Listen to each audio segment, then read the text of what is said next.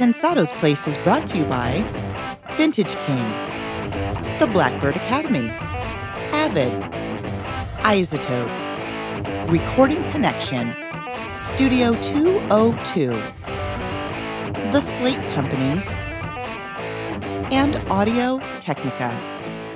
So the party continues.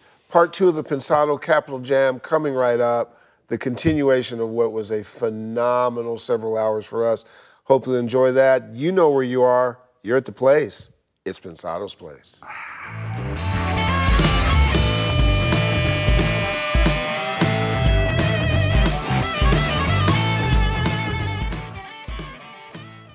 Man, I got tired just watching that again. How about you, Herb? Whew, man, spoiler alert coming up. Part 2. It's good stuff. A lot of emotion. Have a tissue. Yeah. I'm not gonna give away the ending, but it's good. It's good. Want to talk about it? You do it. Here we go. Hey everybody, back in the saddle. It is great to see you all. Hope your week is going really, really well. Like and subscribe if you will. A quick reminder, if education and or a job is of interest to you, our good friends at the Blackbird Academy are on a roll. Plus 90% placement rate. That is something very special and something you should really consider. We're happy to tell you about it. We guarantee you that you will make a decision that you will not regret. July classes are currently enrolling. Go to Karma at theblackbirdacademy.com. That's Karma with a C at theblackbirdacademy.com. Don't miss this opportunity. You already sort of mentioned part 2. We're still living it, aren't we? Yeah, I mean. There's not much you can say. No. Including when Michael Brauer gets on me. We got the jump starter kit. We got all kinds of New York on you. He went New York on me and just teed up. I didn't even know what to say. It was great. Great moments, great life lessons from the panelists, great stuff. We had a ball. Enjoy part 2. Dave, pose a question to our panelists, please. Well, when I first started out, the hardest thing for me was to figure out how to get from 0 to 1. I wasn't even thinking about getting to 100. I just needed the next step. Explain to me and tell me some hurdles and some roadblocks that you guys ran into and how you surmounted them and conquered them on your path to where you are now. I'll start. Okay. Me personally, everything was trial and error. You know, I was young. I was 16, didn't know what I wanted to do. I was in the streets. Same story from a lot of rappers. You know, I grew up in a pretty cold neighborhood. But the studio was always one place to get me out of that. You know what I'm saying? So I always had a place to just go hang out, kick it with some friends, and just duck gunshots. You know what I'm saying? I don't know if that's too rough for where we at. That's real.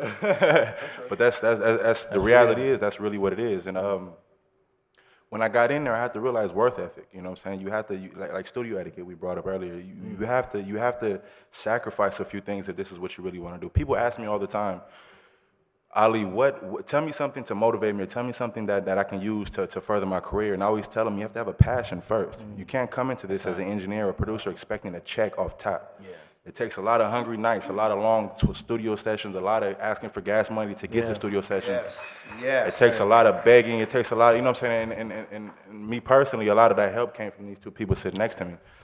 And you just have to have that worth ethic. You know, I was talking to a lot. Me personally, I'm in a situation where I'm around Kendrick a lot, and being around Kendrick, I'm around a lot of smart people that like to give just knowledge. And it was this one quote: "Is hard work overrides talent when talent isn't working."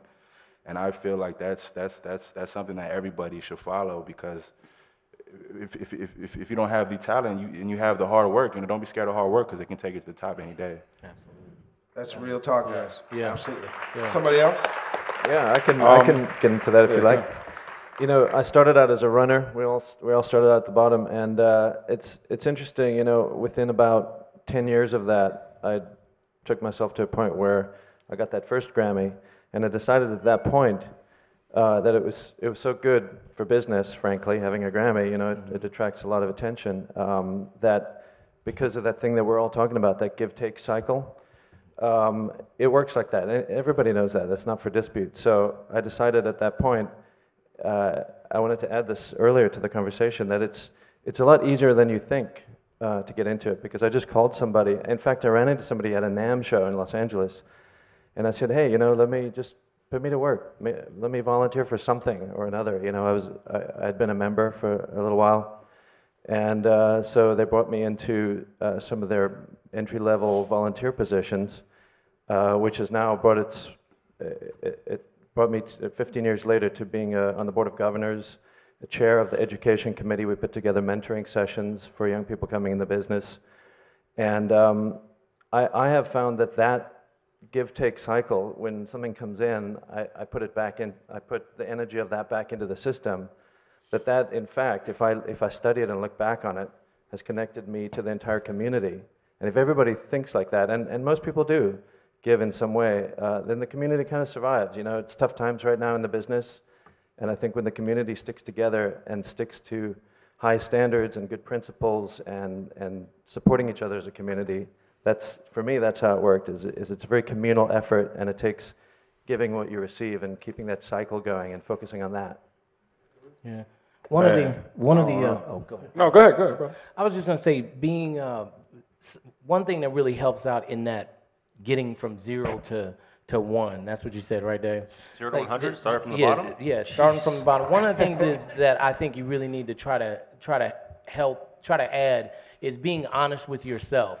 When, like, looking at whether or not, like, if you're shooting to be a producer, but you don't know if you're really a producer, look at the grand picture. There's a lot of different things that we can do as producers and engineers. You don't have to be the guy that tracks. You may not be gifted to be a tracking engineer, because that's a different thing than the guy that mixes. So I would say, you know, in that practical sense, I'm a practical dude. Like, we do a lot of stuff, and this stuff gets really complicated. But you have to be honest with yourself. Like, for me, I started in the game. I was a co-writer, and this is not to blow any smoke. I was a co-writer of Umbrella, one of the biggest songs written. It was one of the songs that changed the game for Rihanna, made her a household name. That's how I started as a songwriter. From that point, I became considered vocal producer to the stars, the best vocal producer in the game. And I have people ask me all the time, so do you miss writing? And I go, yeah, I do miss writing, but that was kind of a thing that happened, but I had to really be honest with myself and say, are you the greatest songwriter in the world? And I was like, no, I'm not the greatest songwriter in the world. But if somebody asked me, are you the greatest vocal producer in the world? I can say, absolutely, without a doubt. And I'm not saying that to be egotistical. I'm just saying that it helps you a lot. It helps you out more to be honest with yourself and go, wait a second, I'm not the best. I may not be the best assistant, you know, but if you are, go ahead and own that. Have pride, have ego about being the best runner in the world. Be the best runner that ever existed, because when you do that and you're honest with yourself, that will take you into being the best assistant, then the best studio assistant, then the guy that people puts in the chair to track for you. Like I say it all the time, you know, I said it earlier, I'm always looking for the right person, and I will to sit by my side and help me produce some of the biggest vocals that play on the radio nowadays. But every single time I'm in the room with a guy like 15 minutes ago, nope, that's not it. And it's all about, is this guy really here to do it for the check, or is he just being opportunistic to be able to say, oh, I got a Grammy, but all you really did was sat in a chair when I did everything else. Does that make sense? Right. Absolutely. Completely. Also, I think confidence is everything. As you're learning many different approaches, and you don't even know what you want to be yet. I mean, I certainly didn't know. It was one of the engineers who walked in and says, what are you doing? And I was mixing. I was like, well, mixing. He goes, yeah, but why are you using that piece of gear instead of that? I was like, well, because it sounded good.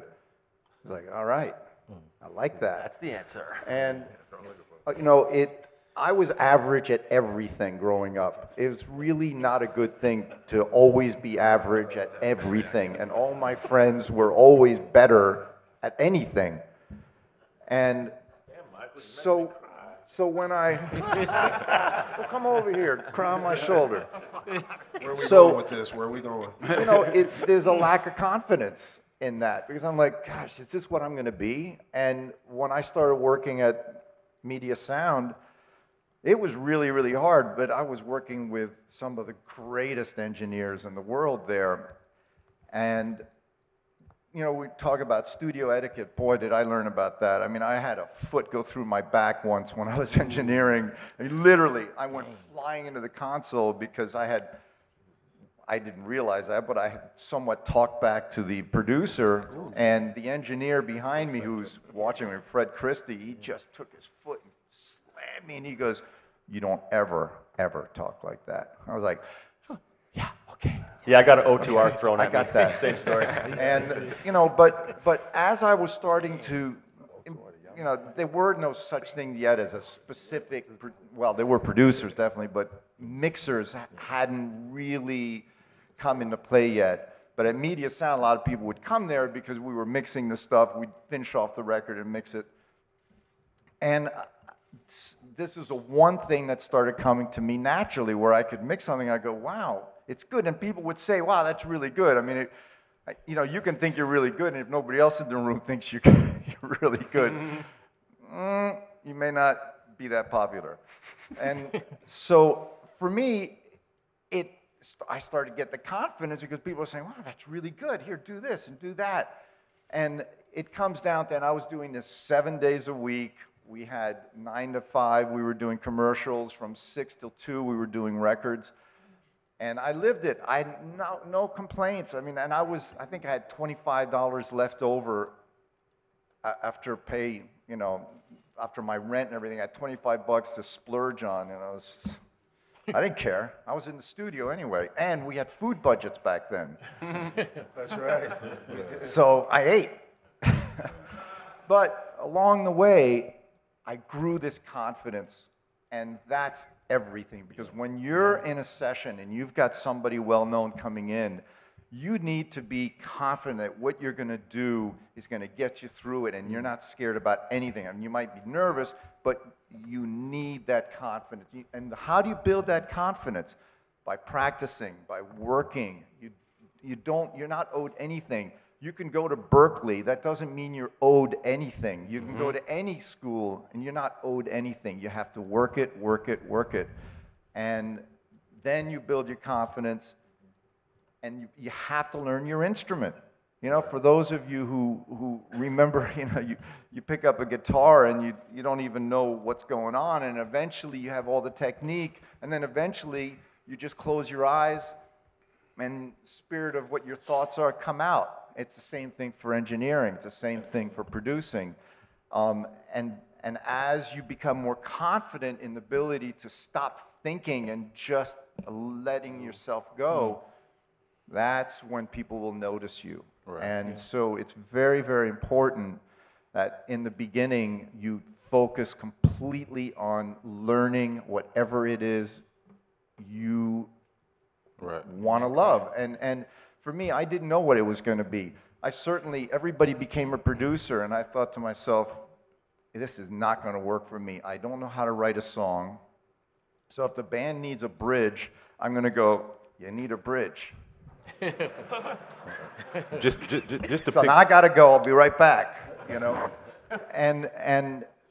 but I tried it for a couple years, and sure enough, I was like, I shouldn't be a producer. But what I loved about it was that I got to mix, and then I realized, wow, I love this more than anything. Right. And then I slowly decided, all right, I want to be able to mix many, many different styles, and I spent years in each style. It was R&B. And rock R&B, big band. I mean, you know, just one thing after another. Because I wanted to be a mixer, not just kind of a mixer. And that's my advice to all of you, is just really, really keep searching and find something that kind of comes naturally to you. I mean, don't force it. You know, I will always wanted to be a producer, and no matter what, I'm going to be a producer. Well, maybe you're not great at it as a producer. Maybe you're better at managing producers. You know, don't put limits on yourself because you're too young to really know what you're great at yet. Just let it flow, and then eventually you'll find something that you're kind of natural at. That's what you grab onto, and that's what you spend 100% of the time on. And then you'll be fine. Michael, that's it. I mean, I'm about to cry over here. That's an amazing story, my friend. Come on, that was amazing, wasn't it? Good Lord. love those whistles. Wow. Yeah, just Oh, go ahead. Just to touch on what he was saying about confidence. You know, me personally, I like to use myself as examples a lot because I know a lot of people here came from where I came from, but I don't have no musical background. You know what I'm saying? So that itself, I wasn't confident coming in doing what I was doing. So just don't be discouraged, because if you come in and feel like you don't have the confidence or you feel like you don't know what you're doing, don't be discouraged. If you know you have a passion for this and you really believe in yourself, that's the key thing in this, believing in yourself, and you have the confidence, or you don't have the confidence to do it, don't lose passion, you know what I'm saying? Don't discourage yourself and feel like, nah, this is not for me, you know what I'm saying? Always push yourself to be bigger than what you think you are, because half of the time you really are, you know what I'm saying? Most of the time that comes from honesty, right? Right. Don't lie. Don't lie. And when I say don't lie, I mean like, if you don't know something, say you don't know something. Right. Yep. Yeah. But be ready to want to learn it though, you know what I'm saying? Go take the time and really go, if you don't know something. Because you feel embarrassed or whatever, but me personally, I learned probably just as much from assistants that I've worked with, as much as like engineers that I admired. Like say from, you know, I learned a lot from like say Tony Maserati, right? But I'm worshiping him as I sort of learn from him. But then there's engineers that were every day in the studio that got new pieces of equipment and knew everything and worked on it every day. And they know, last time I was in LA and I called Ali over to the studio, he was like, yo, just come hang out or whatever, right? And I was doing some edits for the Janae album. And I was still highlighting and doing like gain reduction. And Ali was like, yo, you know you could just hit option and the arrow key and it does this. I was like, oh shit, I didn't even know that. Like, you know what I'm saying? Like he taught me something in the middle of that session. Like it doesn't matter, just be honest about it that you don't know. And people are more apt to teach you and to show you. It doesn't matter what your level is. If you're honest about it, then you'll start absorbing a lot more stuff. Exactly. But to really hone it in, because I'm the hone it in guy, the first thing when you're at zero, seriously, because my zero was 2 blocks away. I used to live on 6th in Florida and I was at zero, like absolutely zero, right? Right. The whole thing is number 1, figure out what you want to do. Number 2 is to go get a job. That may sound crazy, but if you understand that the job is to facilitate your career, no matter what job I had in D.C., I knew it was towards my career. I'm not with this grown man that can't go get a job shit. Like, I don't understand that. Straight up. Well done. I used to DJ out here, and I had, you know, from a certain time, from like 92 to 99, I had the clubs on lock out here. I still had jobs. I was down to Smithsonian rapping National Geographics in the summertime when Marion Barry was giving out summer jobs. Like, I was doing all of that. The purpose is it makes your life so much easier to go buy a new computer, to buy hard drives, to buy whatever you need if you have a job that's working towards a thing that you love. And if you love this thing, working that job means nothing. I used to stand up at the Marriott in Georgetown, welcome to the Marriott, because I knew that it was all going towards whatever I wanted. That, and then your other resources are in this room. The one thing that the Howard University thing is that we never did nothing by ourselves. We were always a clique. I believe in the clique. I believe in having 8, 10 people. You do this, I do that, you do that. And we all come together to help each other out. We would throw parties, I would DJ, I wouldn't take any money from it. And all the money that came from the party went towards studio. Remember back when you had to pay for studio time? Yeah. So all the money will go towards Night Flight. And we would just be paying for studio time in order to make a Tracy Lee record that came out in '97. And then that got our attention for Puff. Like we was doing it, but it was all for a dream. That was the whole point. So I didn't mind working a job in order to facilitate my dream. So don't be scared of work. Just go get a job. It'll make your life that much easier. Hey guys, I want to chime in here. Hey man, between Brauer and Guru, you got your money's worth today. One of the things that this panel will back me up on is the way you ask someone for a job. Don't tell me you want to learn from me. I don't need to teach you. I need somebody to make my days shorter, somebody that's going to help me. So when you apply for a job, ask somebody, what can I do for you? What can I do to make your life easier? What can I do to help you in the studio? Guru, what do you need? What can I do to make your life easier? Now, you'll end up learning from these guys and from everybody in the business, because the cool guys, like on this panel, like to share, but you're going to learn by osmosis, like Michael said. Just being around it, you learn. So that's a given. Don't ask to learn from me, because I think that's a sign that, like Kook said, that's a 15-minute engineered technology and technique, right, Kook? Plus Kook's my not there concern. to teach anybody. He's there to get his job done. Yeah. Plus my concern is that you've got an agenda, and it's about you, and it's not about me. Absolutely. For somebody who's going to assist me, your day's about me. That's what you want to do. You want to make my life easier. I want to be able to just sit down, start mixing, have a great time, get up, and go. You need to provide me with that ability. Not as soon as I learn from you, I'm out of here because I got other things I want to do, so I need to learn from you. Well, no, I'm not going to do that because you're not going to give back to me. I will give to you if you will make sure that that ability of mine to be able to just sit down and do my work gets accomplished. So, and I will teach you way more than just about mixing. Right. I'm going to teach you how to survive and studio etiquette and how to talk to the artist and how to talk to the producer. And I will be all over your ass the second you get out of line on that stuff, because that's your survival. There's thousands of great engineers and producers who can't get any work. Why? Because nobody wants to sit in a room with them for 8 hours. That's right. That's right. Right. You know what? Right? To Michael's point. That is so. And I hate to keep jumping in, but I swear to God, that's 80,000 times more important than your compression ratio. No I question. swear to God. No Prerequisite to everything. It's at this point, it's like when I first started, my first session, my very first paid session was with DMX. No amount of like compression is going to tell you how to handle DMX in a session.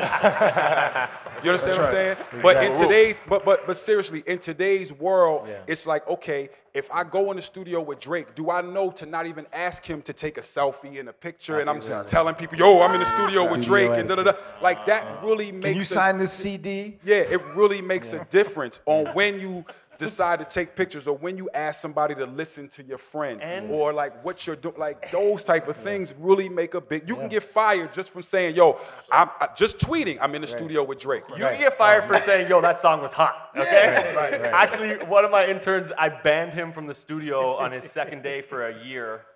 And then he came back a year later, and they were like, "Oh, you remember you banned him?" I was like, "Oh my God, I did." Anyway, he never made the mistake again, which was we were working on Take Care, and we were listening back to some of the records, and he's just losing it. He's just like, "Oh man, oh God," you know, listening to the records, and after we hit stop, he's like, "Oh man, this shit is crazy." I was like, "Yo, get him the fuck out of here! Don't let him see Drake again the rest of the session." I locked him in the back closet. He never came back for a year. That being said, a year later, he learned his lesson. He works with me now, and he's a great kid. But the most fundamentally important thing is attitude and studio etiquette. It's like that's the first thing I'm looking at. If your headspace isn't right, or I don't think you're built for this, or to be able to, your ego has to be like in check. You know, you have to have thick skin in this shit. You have to sit there with your back to the rest of the room while people just like lash you with a whip, basically. And if you can't handle that, then you're not cut out for this. And that's the first. Yeah, you'll be Django Unchained. Literally, that's what you'll be.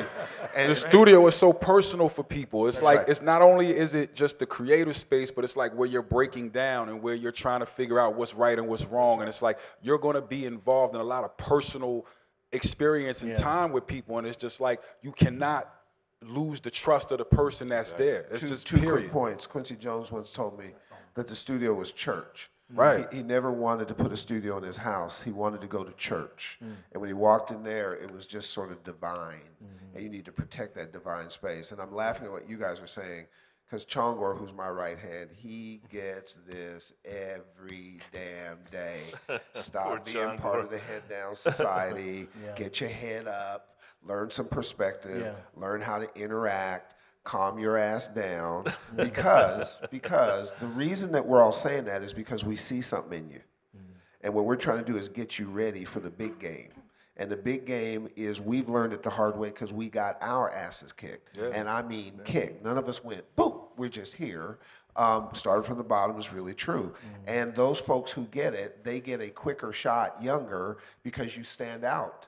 more earlier. But if you all of a sudden get so, and particular guys from this generation who are pulling up every bit of information and want to be right all the time and want to be this and want to express and want to be share, I said, if you take, here's a funny one. So anybody who works as hard as we all do, and artists who work as hard as we all do, sometimes we end up just napping when you can. When you can catch a moment to catch some winks, right, in the studio, right, you just grab them and you go. So my lady, who is over in the VIP section with my beautiful stepdaughter, that's right. And I have, if you meet my stepdaughter, I have a plug-in that measures carnal stuff in your head. So if any of you guys think of carnal, it's in my thing, and I will come whoop your ass if you. But anyways, because she's a beautiful, smart lady.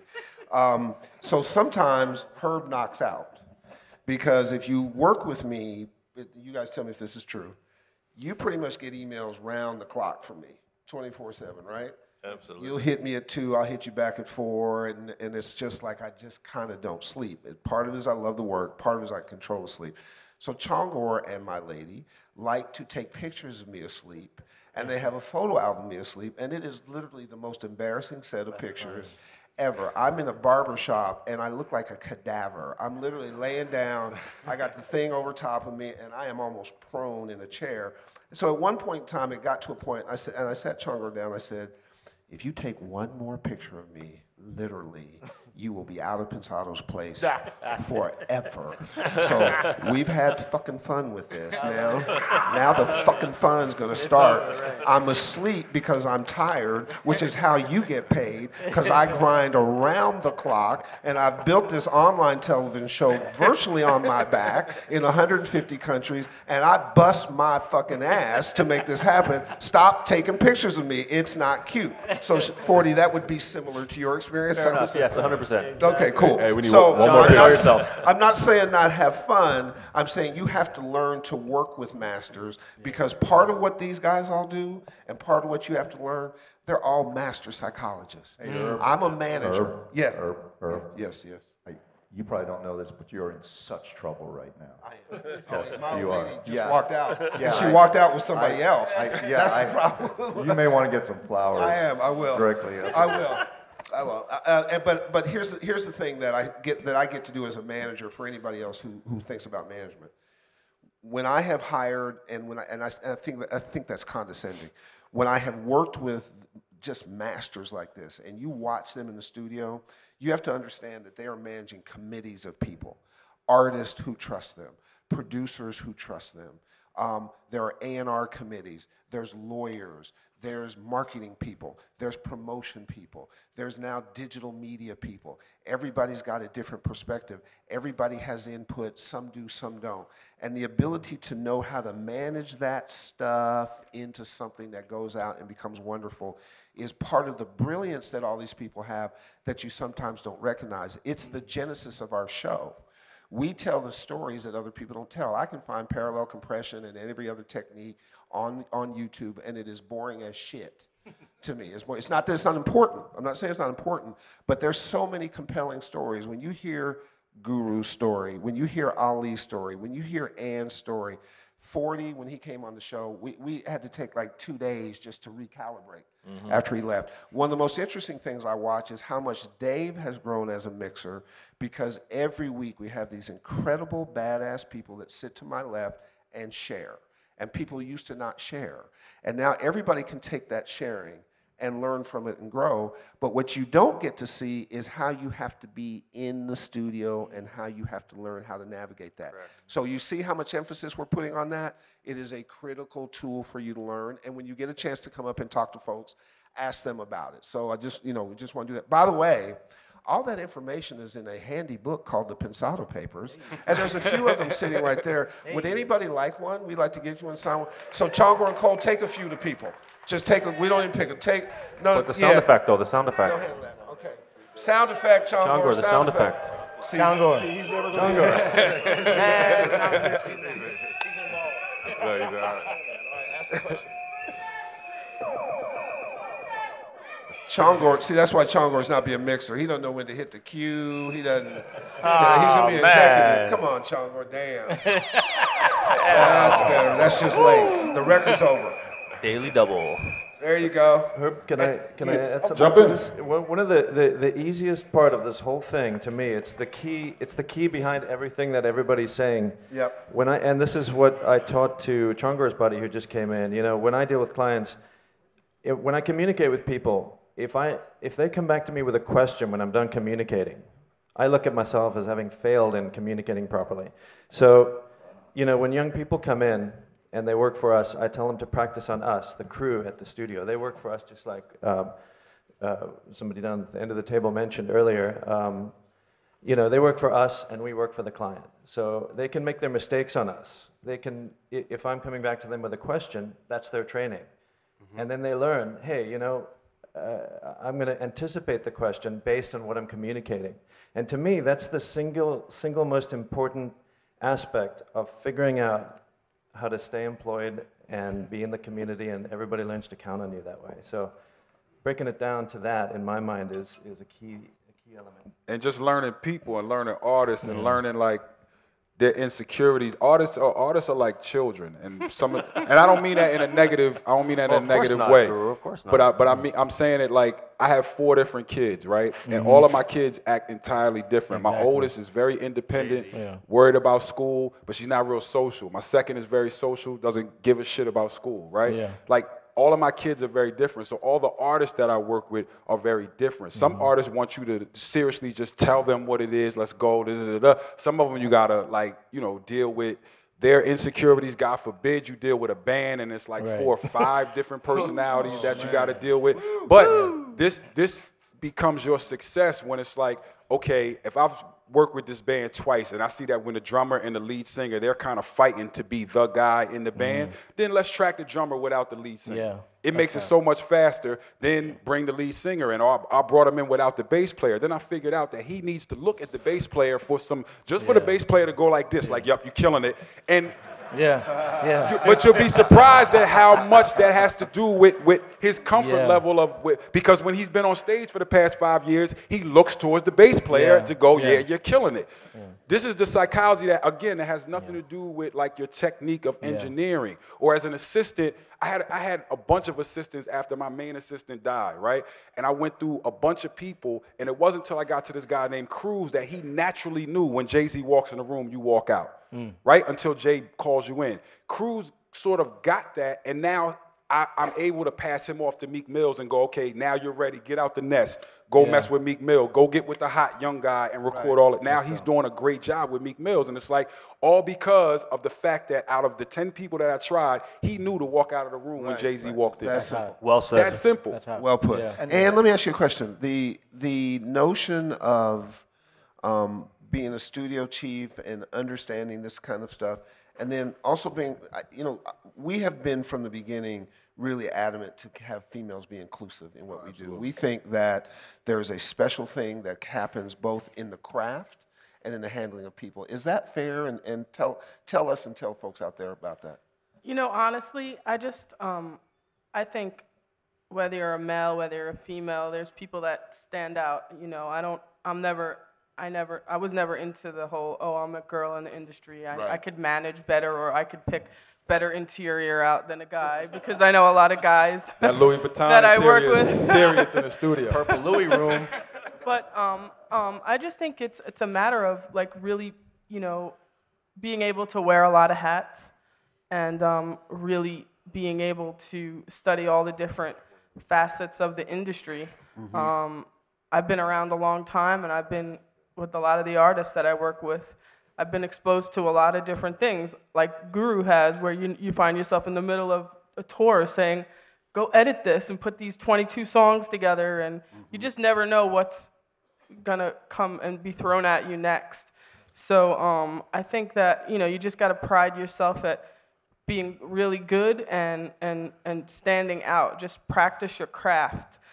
Be dedicated. You know, I used to work at a studio where there was a pool table, and interns stood there 8 hours playing pool. It's like, there's 5 rooms where you can be learning a piece of gear. So just really, really study the craft. There's a lot of people around you that you can learn different things, etiquette, you know, how to dress, you know, all these things really, an artist is paying attention, and everyone around you is paying attention to a lot of little things. And I've been able to juggle all these things, and as the industry was changing, work with 3 or 4 artists very closely in a lot of different capacities, and being able to be versatile and being able to morph. And because all these things being thrown at me, like, you know, hey, we're going to take a house on Long Island and turn it into a studio, and all of a sudden you find yourself, you know, at the building department trying to get all these permits because you got to change the zoning.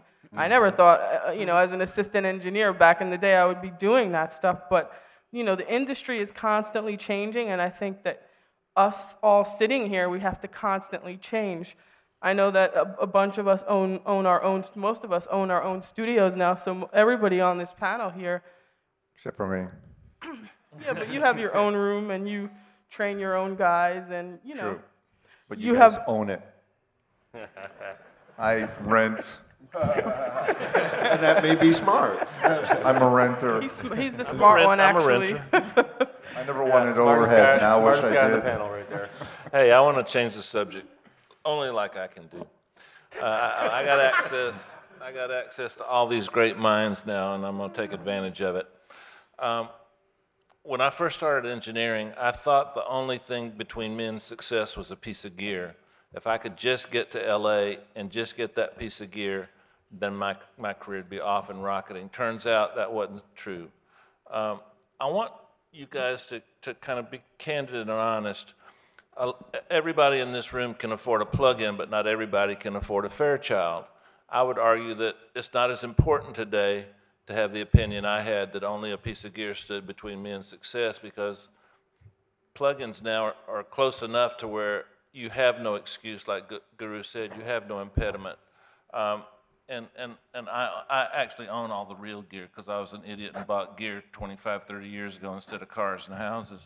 But I find myself using plugins for the convenience sometimes, even though I have the real thing. I'm gonna pick somebody. I'm gonna pick Gavin. Gavin, are plugins now pretty good? I mean, what's your opinion? Well, and do you use any plugins? I'm an all analog guy, so okay, even if a next mix. question. He's a mastering guy. It's not fair. That's the wrong guy. I'd like to say something about this. You know, even if a mix comes in digitally, I'll convert it and work in the analog domain and put it back. And most of the big houses are still doing it like that.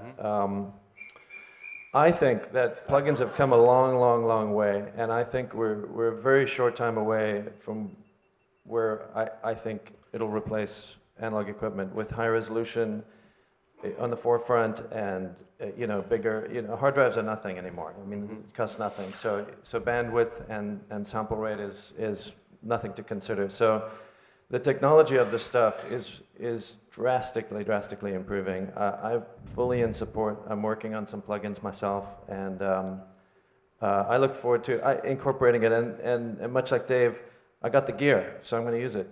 And I'm just keeping track and participating in plugins. And I think it's important for us all here and everybody in the audience to throw in and participate in the improvement of these products, because that's what it's going to take. It's going to take the community working with the manufacturers. I think plugins are here now. I respectfully disagree with you, and I can prove it because I got 40 sitting over there that took a laptop around the world and recorded the first 2 Drake records with plugins. Right, 40?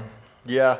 I'm talking about just my application of But plugins. for me, There you it's go, like Gavin. That's right. It's a 2-step process, though. There's the approach of mixing a record with analog gear versus plugins, and that's one thing. But for me, I work in a domain where I'm producing with virtual instruments, okay? So all these virtual instruments, all these sounds are recorded very high quality in full-blown professional studios. They're all EQ'd, they're all compressed, they're all essentially mixed.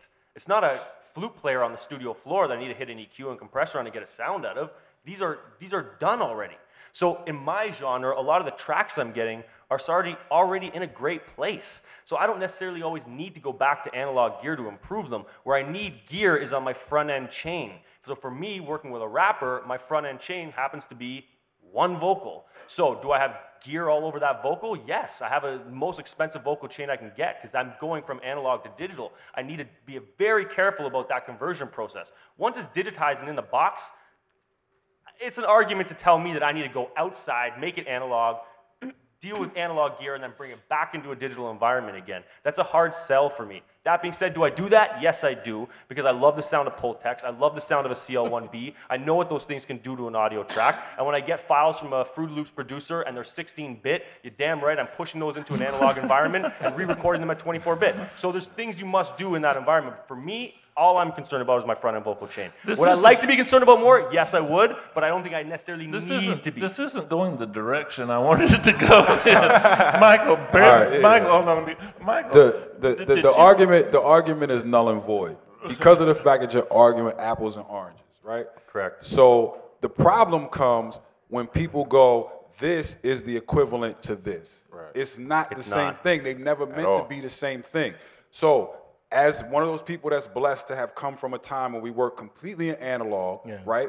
There's a lot of mystique that gets put around that, and it goes, oh, it sounds so much better on tape, and it's this and that, and it's da-da-da-da-da. But people never talk about the negative aspects of that, right? Of having to come in and to purchase tape. Tape was $150, and you only got 15 minutes on the tape, right?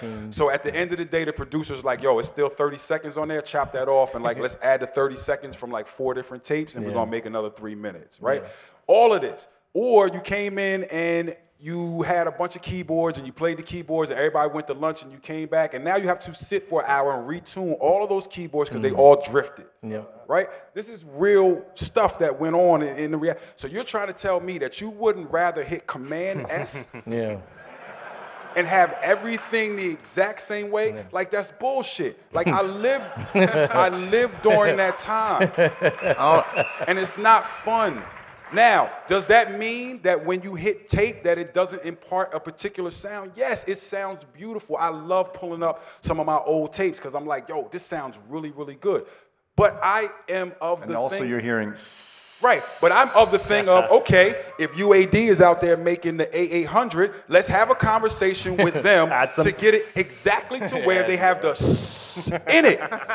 So that we don't have to deal with aligning a tape machine and demagging the thing and moving it all over the place. It's like, yo, we live in a digital world. So I'm not fighting, and analog didn't break. So if you want to buy an analog machine, go ahead, rock out. Like, that's cool. Me, I'm going to be on my laptop. Right. And I'm going to be able to do mixes on a plane. Yeah. And I'm going to be able to have all that access, and I'm going to still get the sound as close as possible to whatever it is I want to do. Right. Not all of my clients can afford to do that. If I'm doing Kendrick new album, yeah, we got the time to put it on tape. You understand what I'm saying? Yeah. Vince Staples ain't got Kendrick budget. It's a luxury. Exactly. That's what I was gonna say. It's more of a preference than a luxury. Like Kendrick album, we did a hybrid of both. Like we recorded in the box and mixed 100% analog and printed to the ATR tape. So it's what you have available.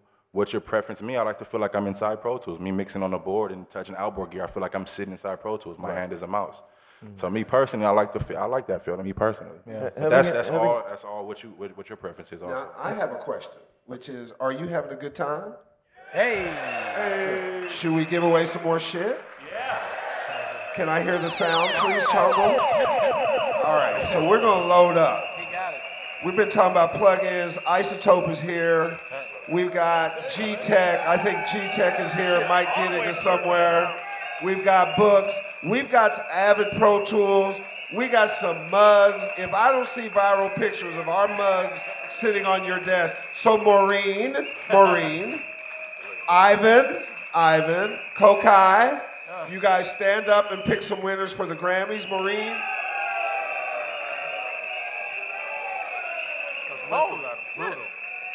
Pick as many as you want.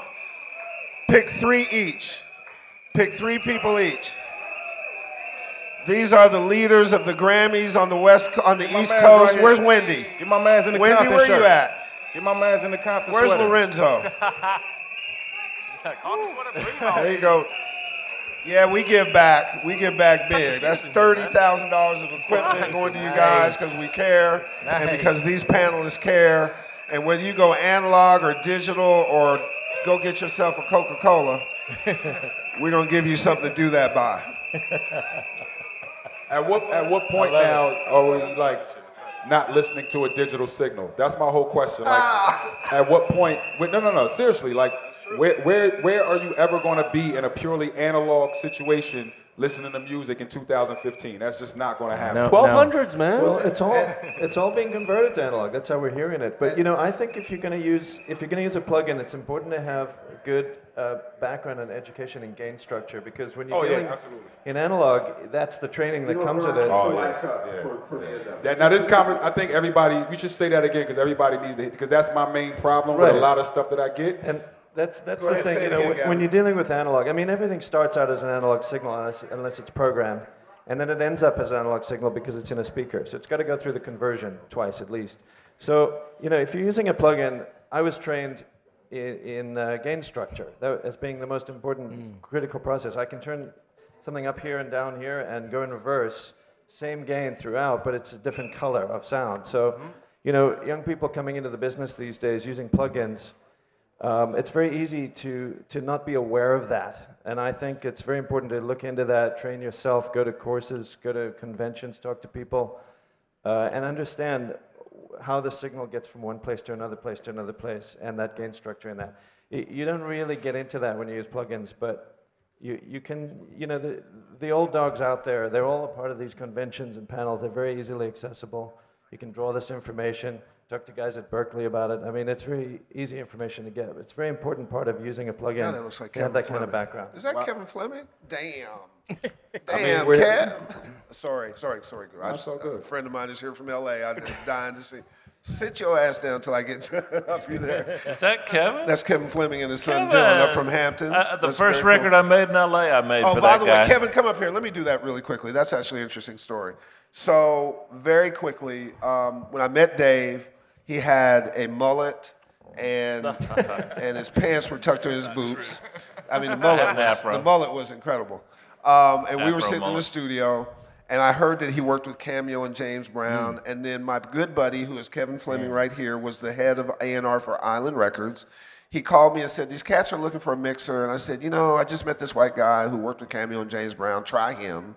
So Dave goes and works on something that turned out to be Thought It Was Me remix by Belle Biv DeVoe. And Do Me Baby. And Do Me Baby. Absolutely killed it and stayed hot for 30 years. So the guy that I called that got Dave Pensado started is Kevin Fleming right there from LA. Thank you, sir.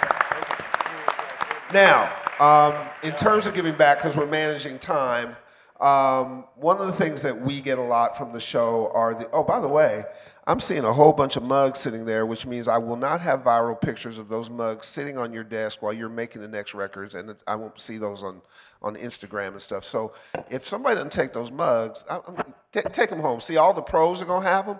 So after it's over, come and get some of those mugs, okay? Because it was so heavy to bring those in luggage. I got to tell you, me and Chongo damn near broke our back. So one of the things about the show that is probably little known, we get a lot of emails from people who are hurting, and hurting in pretty incredible ways. Oh gosh, I cried from a lot of the emails we got. Post-traumatic stress syndrome, disabilities. I see somebody nodding their head out there. Folks that are blind.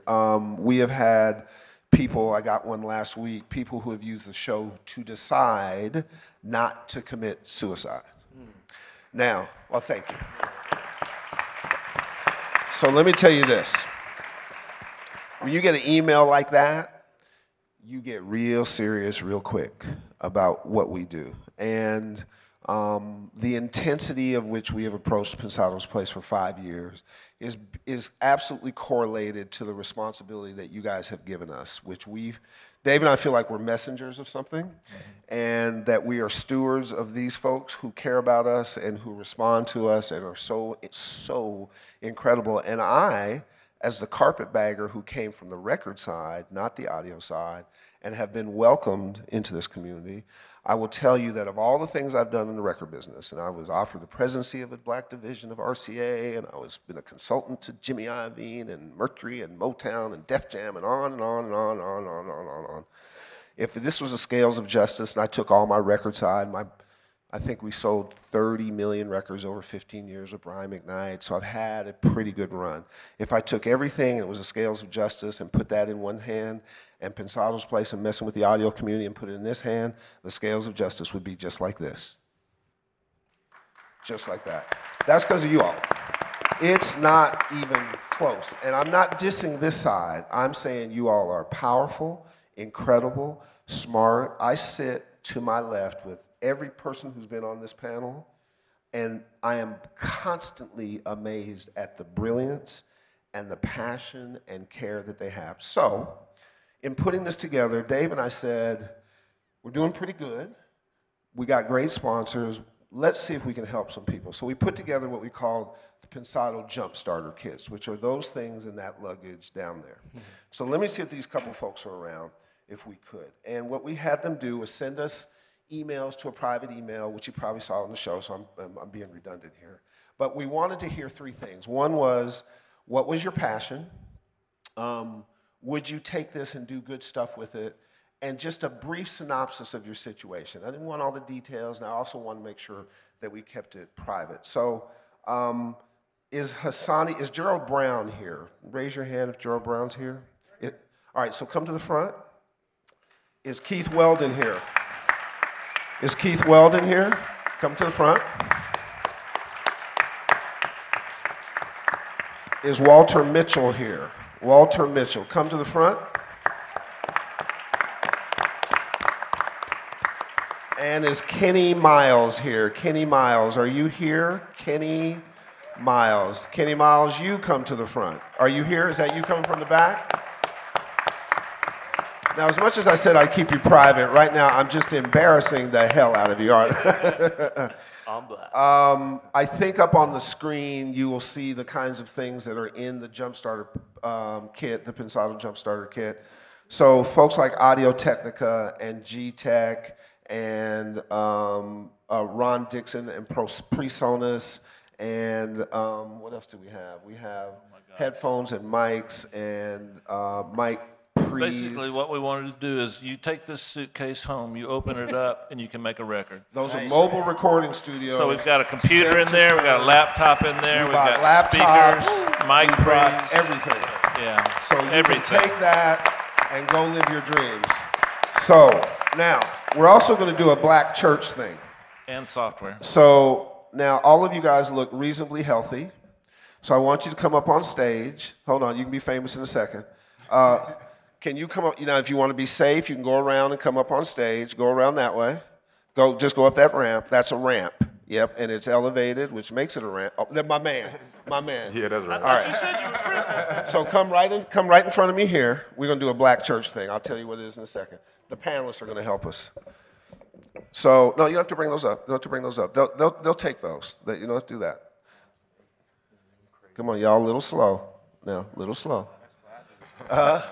No, that's you're smart. Please give a hand for Dave and her. When's the last time you came to a panel and they gave away a whole studio? For real. Like, that's crazy. So now, thanks. Incredible. So now here's what I'd like to do. Stay right here. Wait, stay right here in the middle. Good. Now, in black churches, they do a thing called laying hands on you. Y'all familiar with that? Right? Now, behind you, take Dave and I out of it, are 7 of the baddest folks in the land. These are now your godfathers, your godmothers, all right? So what we're going to do is stand up. We're going to lay hands on you, take pictures of it. We're going to get you those pictures. And when you're frustrated and you can't make it, look at that picture, take that kit, and go make us proud. Here's the other part. I'm going to follow this on the show. So we're going to check on your progress about every 3 or 4 months, make sure you're good, make sure you're okay. And here's the other part. Lorenzo, where are you? All right, see Lorenzo right there?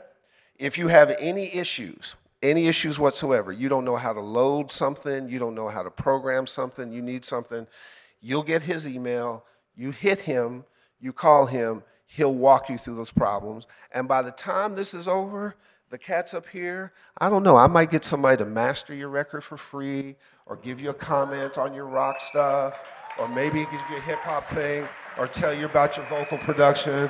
I bet you I could convince a few people to do that. So right now, we're going to all stand up, the panel. Get right here. Come on, lay hands on me. Come on, lay hands on me. Lay hands on me. Come on in, Mike. Bless me, Ben. Bless them. You've been blessed. You've been blessed. All right? Go forth as possible. That's amazing. You good? No, we're good. We're going to hang out after. Congratulations, guys. You good, man? Who's Gerald? Okay, man, tell Hassan and you're going to hit him up. The reason why we couldn't is because he was a good student. We couldn't be here. You good, man? How you doing? Good. Okay, cool. All right. Cut back from me, man. You know what, guys? The fact that you gave them a round of applause without us having to ask. Yeah, move over that side so we can finish. So we want to do those. You know what? Hey, Cole, because we have to close. Hurry up and take those pictures. I want to thank, and by the way, until they push me off here, I'm not going to leave. We're supposed to leave at 2, but we're going to hang for a little bit. The fact that you all gave them a standing ovation and we didn't have to ask for that is why I love this community. This is you all are the baddest ass people ever.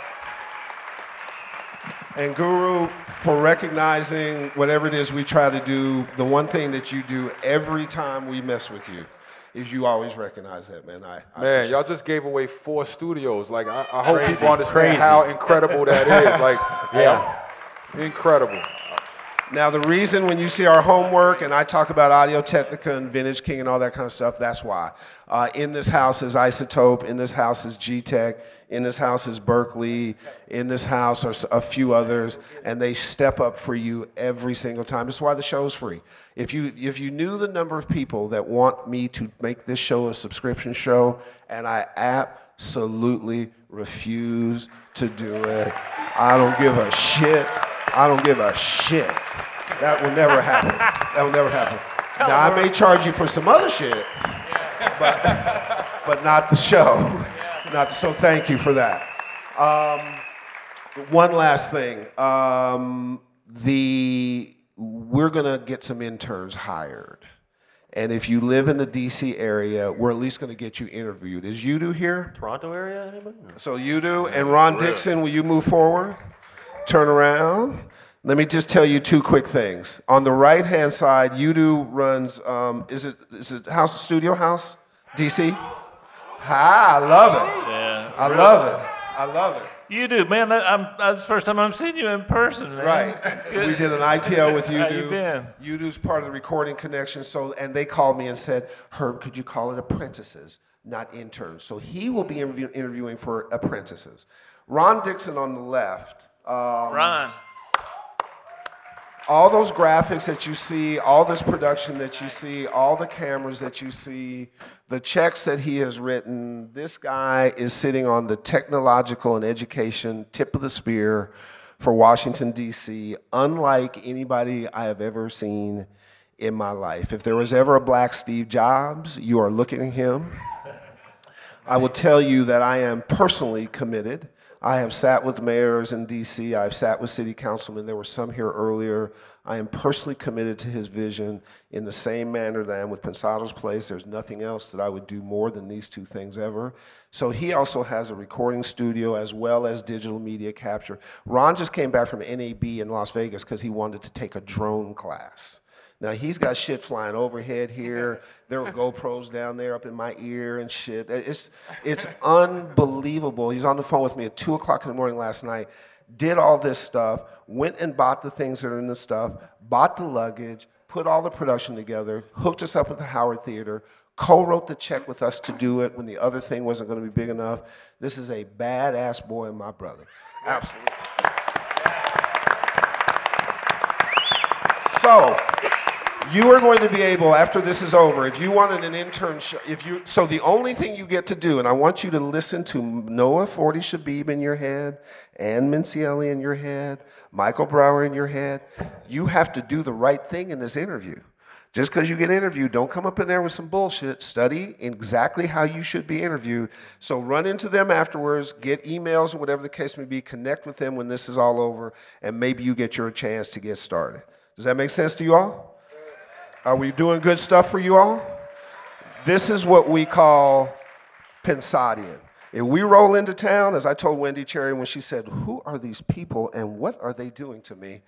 The fact of the matter is the circus is here. We call it Pensadian. What we decide to do is say, These are just the baddest people on the planet, so we're going to treat them as the baddest people on the planet. They're not going to be hidden anymore. They're not going to be secret folks closeted in studios, not as long as I'm involved. And what I want you to understand, that we democratize it. So we think all these folks, including us, are no different or better than you guys. None. So you now have to raise your game. We've raised ours, and we fight every day to keep our game up. You fight every day to raise your game up. If you get stumped, email us, email Dave and I. We will hit you back and let you know. We are there for you, and we want you to be there for us, but we also then want you to pay it forward to others. You've heard Coop talk about giving it forward. You've heard Ann talk about how important it is to share. So I don't want to get all philosophical with you. I'm going to ask each one of these panelists to wrap up, and then we'll go into what we call our mastering session, thanks to Gavin. So, in honor of Gavin. So what we'll do is I'm going to ask each person to sort of give their little wrap up. Then I'll wrap it up, and then we'll bring our chairs and put them on the edge of the stage. And if you want to come up and take a selfie or have us sign something or take a picture, ask a question, is that cool? You want to hang with us for a little bit and do that? You know what? I like the applause, but I'm more motivated by whistles. Can I hear some whistles? Come on. Blow the roof off this shit. Damn. There you go. That's what I'm talking about. How many frequencies was that, Dave? Roll off 2K. No, I'm just kidding. See, I've even learned what to say. I've got the best plug-in for that, by the way. Okay, cool. So you know what, Kook, let's start with you and just go down the aisle. We'll skip me and Dave. You know, give us I want to go. I know you go. You'll go in a second. Dave's like a child. I just manage him. It's cool. I love him. He's an artist. So, Kook, tell us what you think about this wrap-up and how has this been a good thing for us to do for the folks? This has been absolutely amazing. I mean, to know that you can have people giving you the inside information, intel that you need to do what you got to do. I just want to end with one thing. For you guys that as you're coming into this thing, just know this is really important. There's two things. Just look at everything as you've got old school communication and new school communication. Just know that you need to focus on always being old school communication. Old school is picking up the phone, hey, how you doing? Boom, boom, boom. Really, really having an engaging conversation. Not, hey, man, how you doing? Yeah, I'm good. What's hot? Everything good? You talking, but you're not looking at the person. You're looking at your phone. You're looking at Instagram, all that kind of stuff. Just know that what we do, this is people. This is a people business. So there's nothing, and know that when you walk in a room with any one of us, we're already looking at you. We can tell whether or not you're our guy or you're our girl to work with us by looking you in your eyes. Whether or not, are you really looking at me? Are you really communicating with me? So just know, what did I say? Old school what? Old school communication, new school. Let me hear it, because this is real. Do you understand what I'm saying, though? Yeah, old school. You got to be old school communication. Don't ever go into a situation where you think you're going to be getting a job with any of us and you're looking at like you're not communicating with us. You got to talk. You got to open up your mouth. If one of us asks you, hey, man, what you trying to do? Be confident. Go, man, I'm trying to be an engineer. I'm trying to be the best engineer in the world. I'm trying to be the best assistant in the world, the best producer. Don't go, well, you know, I'm trying to make it happen. With that attitude, you're not going to make it happen. Got it? Boom. Gavin? It's all about a sense of community. You know, when the community survives, we all survive. And the details of that are things like pay for the music you listen to, pay for the software you use, integrate. And when you never have to take anything, because when you give, it comes. And that's a universal law, and it absolutely works 100% of the time. So it's a community, and without a community, we're nothing. There's nothing there. So we got to pay attention to keeping that healthy and alive. For sure. 40. This is obviously an amazing event for everybody to be able to get in touch with people on this stage and get information firsthand and so on and so forth. It's usually, as much as I enjoy it, painful for me because all I want to do is talk the entire time, and there's so many people up here. So it's a pleasure. You'll stay another 4 or 5 hours out in the lobby, is that what you're I'll saying? hang for a bit. I'll hang for a bit. Okay. I just wanted to take, I guess, this one opportunity to quickly touch on something, opposed to giving you guys, positive motivation, which I think you have plenty and a plethora of up here. Just one thing we touched on when we were talking about vocal chains before. Another one of like the 1,000 things I wanted to say that I didn't. Gavin was mentioning A to D conversion as being one of the most crucial parts of that, and I just wanted to express, like, when you have a vocal that has bad A to D on it and you try to put plugins on it, you run into a lot of trouble because there's not enough meat there for you to EQ or to actually you don't have enough bit depth there to use those plugins, and the things sound horrible. So sometimes you might think you have a vocal that you can use and you throw 3 or 4 EQs on it or a couple digital compressors in a plugin format, and you're going to get back crap because there's just not enough data in the recording and in the conversion process to actually give you a good algorithm back. And that's something a lot of people don't ever consider very much, and I think it's a really, really important factor in getting a good vocal. And I just wanted to share that. And this has been a great event, and thank you all for having us here. Yeah. And by the way, we are going to go on location at 40's studio very shortly and do an incredible look at what he is building up in Toronto, and we can't wait to do that. Very excited too. DJ Ali. First of all, what Pensado's place is doing for the community is amazing.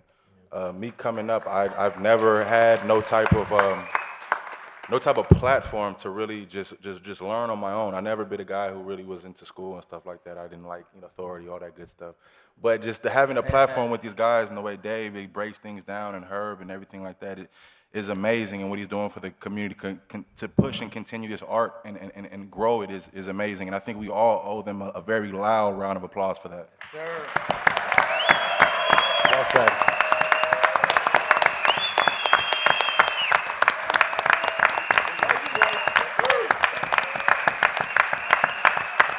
Thank you, guys. Thank you. Whoa. Woo, y'all killing me. Michael Brauer. How come he didn't stand up? His leg is broken. I see you. I see you. Michael Brauer. I just want to wish all of you the luck and the ability to achieve your goals. That's it. I just hope that all of you can be doing that, and someday you're up here. That's it. There you go. Yes, sir. Absolutely. Yes, sir. The incredible Ann Mincieli. I just want to take 2 seconds to thank Dave and Herb because, like your students, we're students too. We're big fans of the show. We tune into the show. We're still learning from the show, and that takes a lot from them. It's more than a full-time job, so I know I've learned a bunch of things just by watching them, and I really appreciate all of their efforts, so I'm down to help in any way I can. So, and I just want to say, like, there's a lot of solutions. The industry is headed in a positive direction. Let's all keep positive. Let's all look at the community and the industry as a whole. The technology is catching up to the judicial system, and there's going to be a lot of great things and solutions happening, and just, don't be discouraged. And that's it. His name is Young Guru. Oh man, I'm like 40. I could talk for like 5 more hours, but I guess to wrap it up, man, just be passionate about whatever it is that you really want to do, and like be serious about it. That's the one thing that I think set me apart from a lot of different people when I first started, was that I was really, really serious about what I wanted to do. That means consistent, and it's so much easier now. Like, I look at this community and I'm like, man, imagine doing this without YouTube and without like things that explain things, and you have to go get the book and all that. Like, it's so much information out there. So spend a little less time on WorldStar and spend more time like really studying what it is that you want to do. That, and then when you do get certain levels of success, like, don't get so big-headed that you can't learn from other people. Like, I consistently learn from other people, and I take that and incorporate it into what I'm doing.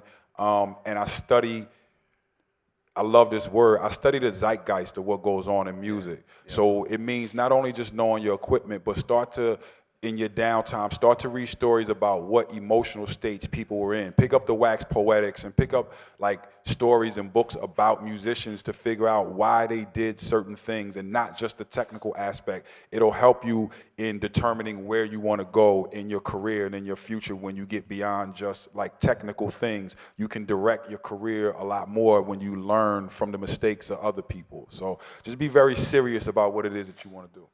And absolutely, Guru.